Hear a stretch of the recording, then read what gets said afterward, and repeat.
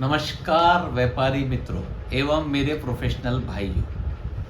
GST आज तक BNB law update आपका बहुत बहुत स्वागत है। जीएसटी की 53rd जीएसटी काउंसिल मीटिंग हुई, अच्छी खबरें आई, कुछ प्रेस रिलीज नोटिफिकेशंस आए, हमको बहुत अच्छा लगा। बाद में कुछ फाइनेंस बिल भी आया, उसको अभी तक के असेंट मिलने की है, लेकिन सारी अच्छी खबरें आई है। तो इसी अच्छी खबर में अच्छी न्यूज़ के साथ मैं चालू कर रहा हूँ आज का वीडियो। दिनांक 31/7/2024। मित्रों, आज इनकम टैक्स रिटर्न्स की लास्ट डेट है इंडिविजुअल्स की, तो काफ़ी सीए अब फ्री हो जाएंगे और कल से सब जीएसटीआर में लग जाएंगे। तो जीएसटी में सबसे बड़ा इशू क्या हुआ? जीएसटी में इशू होता है जो अभी हमारा बर्निंग इशू है, वो है सेक्शन 16(4).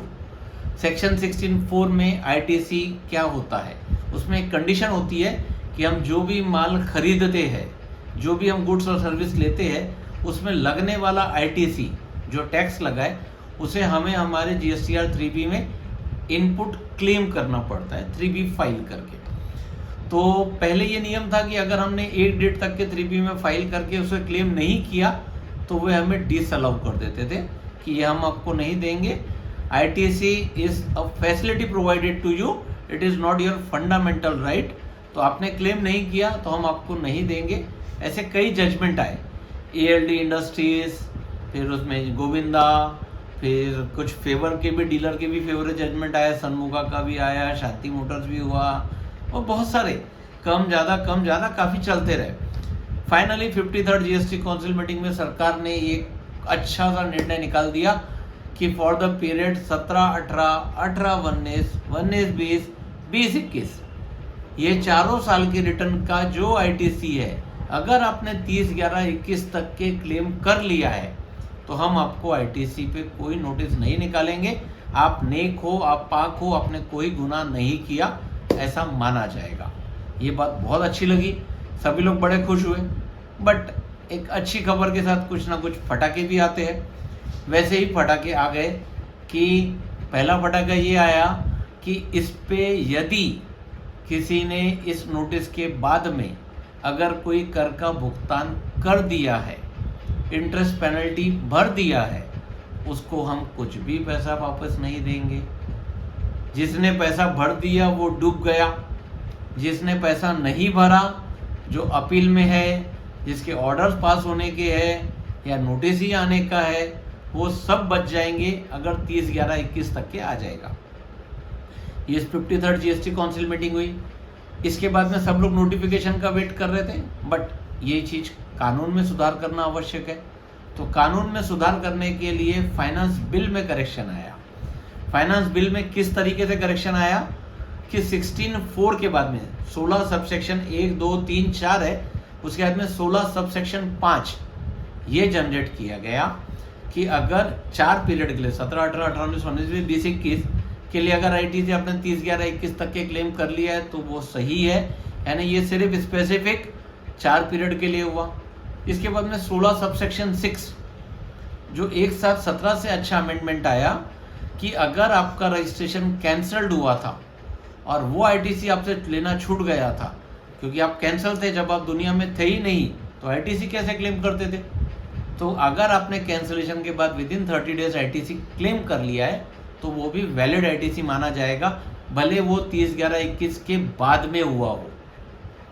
22-23 में सरकार ने एमनेस्टी निकाली, पुराने रजिस्ट्रेशन एक्टिवेट किए, लोगों ने पुराने साल के रिटर्न्स 22-23 की एमनेस्टी के बाद फाइल किए। They all are eligible for this amnesty, this rule, because they must have filed the return and claim the ITC in GSTR 3B within 30 days of revocation of cancellation। जब आप वापस दुनिया में आए, वापस जीएसटी के portal पे आए हो, उसके बाद विदिन 30 डेज आपने क्लेम कर लिया तो आप वैलिड हो। ये तो हो गया मित्रों कानून।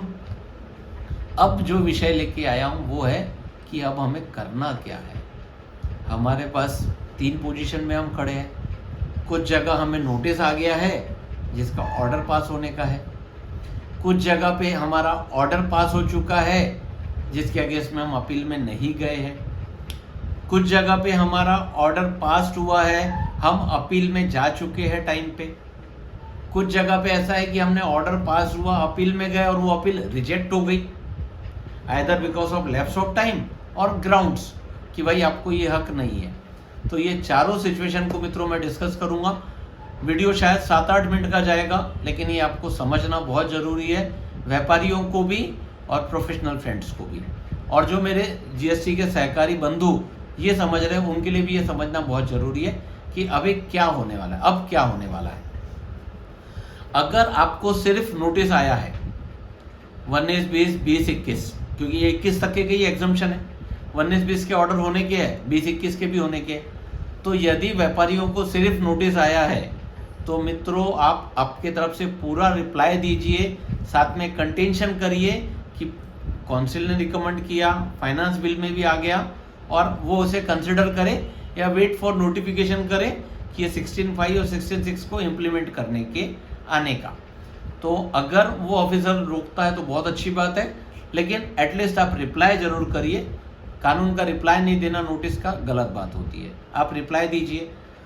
अगर 1920 जिसका जो असेसमेंट का ऑर्डर पास करने की डेट है वो 31 अगस्त है, तो अगर डीलर्स के अगेंस्ट में, क्योंकि अभी नोटिफिकेशन आने का है, तो ऑफिसर ऑर्डर पास करता है तो करने दीजिए, उसमें कोई तकलीफ नहीं है, क्योंकि वो कानून का पालन कर रहे हैं। आज तक के जो चीज़ कानून में बनी नहीं है तो एग्जिस्टिंग ऑर्डर की डेट पे जो कानून रहेगा वो इसके हिसाब से ही करेंगे। तो अगर वे ऑर्डर पास होता है तो बिल्कुल उनको पहले कन्विंस करिए कि अगर वो रुक सकते हैं तो अच्छी बात है, अगर नहीं रुक सकते हैं तो ऑर्डर पास करने में भी तकलीफ नहीं है, you will definitely win in appeal. और तीसरा केस है जहां आपके अगेंस्ट में ऑर्डर पास हो गया और आप अपील में नहीं गए हैं। मित्रों ये बहुत खतरनाक पोजीशन में आप लोग खड़े हैं। अगर ऑर्डर पास हो चुका है और अपील फाइल करने की जो डेट है 90 days from the order with a condonation of 30 days and A maximum 120 days of order, और अगर यहाँ पे आप अपील में नहीं गए हैं तो डिपार्टमेंट कैन इनिशिएट रिकवरी। और इस फाइनेंस बिल में जो पार्ट आया है बहुत समझदारी वाली बात है कि अगर आपके अकाउंट्स में से रिकवरी हो जाती है, आप ये पे कर देते हो, तो ये रूल्स आने के बाद आप वो रिफंड क्लेम नहीं कर पाएंगे। तो मित्रों अगर आपका ऑर्डर पास हुआ है तो प्लीज़ अपील फाइल करने की तैयारी करिए, या तो ऑफिसर को कन्वे करिए कि वो आपके अगेंस्ट में रिकवरी एक्शन इनिशिएट ना करे। सिर्फ ऑर्डर लेके घर पे बैठ जाना कि मेरा तो अब होने वाला है, वैसा नहीं चलेगा। रूल बोलता है कि 120 डेज के अंदर में आपको अपील फाइल कर देना है। ऐसे तो 90 डेज है, मैक्सिमम 120 डेज के अंदर कर देना है। अगर आप नहीं करते हैं तो they have full right to do recovery from your credit ledger, do recovery from your bank account. उस सिचुएशन से बचिए, क्योंकि अगर पैसे कट गए तो आप समझ जाइए कि फिर बड़ा मुश्किल होगा। फिर मुझे भी यही बोलना पड़ेगा, अब पछताए होत क्या जब चिड़िया चुग गई खेत, जब पैसे कट गए। तो अगर ऐसी पोजीशन ना आए, अपील फाइल नहीं की हुई है तो फाइल करिए with proper ground, proper justification, और नहीं है तो ऑफिसर को कन्वे जरूर करिए what is your action plan against this thing. उसके बाद में चौथी सिचुएशन आती है कि आपने अपील फाइल की और वो अपील रिजेक्ट हो गई। अगर अपील रिजेक्ट हो गई है, अगर मैटर ट्राइब्यूनल का है, तो उसके लिए जो ट्राइब्यूनल का मिनिमम डिपॉजिट है वो करिए, या ऑफिसर को कन्वे करिए आप क्या एक्शन कर रहे हैं। अगर आप एक्शन नहीं करेंगे अपील रिजेक्शन के बाद में, तो डेफिनेटली रिकवरी प्रोसीडिंग में इनिशिएट एनी टाइम। और मेरी एक सरकारी व्यापारी, जो सरकारी लोग हैं, जो मेरे साथ जुड़े हुए लोग हैं, उनसे भी एक निवेदन करूंगा कि वे भारत सरकार से ऐसी कोई गाइडलाइंस या एसओपी रिक्वेस्ट करें कि वो क्या कर सकते हैं ऐसे केसेस में, ताकि सरकार कोई प्रॉपर रूल्स बनाए जिससे ये मैटर सॉल्व हो। मित्रों इतना तो पक्का है कि 16/4 में आपको अपील फाइल करके ही करना पड़ेगा, क्योंकि जीएसटी में रेक्टिफिकेशन ऑफ ऑर्डर एक समय तक के ही होता है, और वो भी उसी ऑर्डर उसी केसेस का होता है कि facts were available before the date of order. तो ये एमनेस्टी या जो भी ये रूल्स चेंज आए हैं ये after the date of order आए हैं। तो जीएसटी में कोई रेक्टिफिकेशन का पावर आज की डेट में ऑफिसर के पास नहीं है। जो भी होगा वो अपील में ही या सीनियर अथॉरिटी के पास जाके सॉल्व होगा। तो मित्रों 16/4 आप उम्मीद करता हूँ समझ गए होंगे और क्या एक्शन लेना है ये भी आप समझ गए होंगे। ऐसे ही वीडियो के लिए मुझसे जुड़े रहिए। कैमरामैन आशीष के साथ CF रितम बत्रा, GST आज तक।